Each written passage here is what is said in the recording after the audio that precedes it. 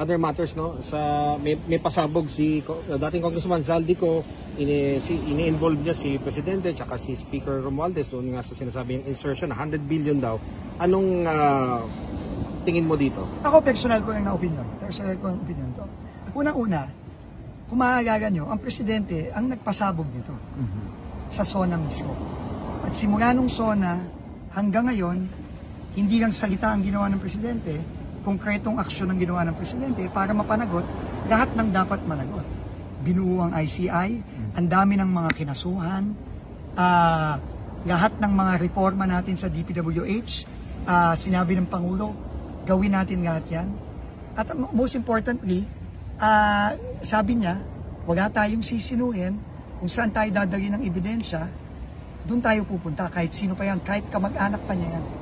Yun, paulit-ulit sinabi ng Presidente. In fact, kahapon lang, nagbigay siya ng report, komprehensibong report ng lahat ng ginawa ng gobyerno sa loob lamang ng 3 buwan.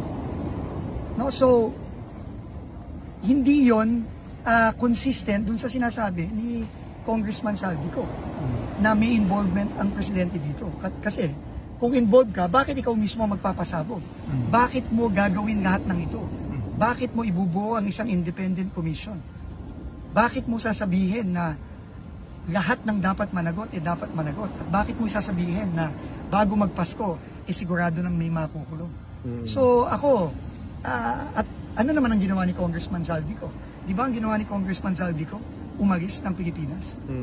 Nung nagsimula pa lang itong kontrobersiya, skandalo sa flood control, ang ginawa ni Congressman Zaldico umalis ng Pilipinas. So, sinong paniniwalaan natin? Yun na. Ako, personal ko rin na opinion. Sir, kumusta ang mga cabinet secretaries? Talaga bang nasa likod pa rin kayo lahat? Oo, naniniwala ako. Lahat ng kabinet nasa likod ng Pangulo. Kasi nga, siya mismo ang nagpasabog nito.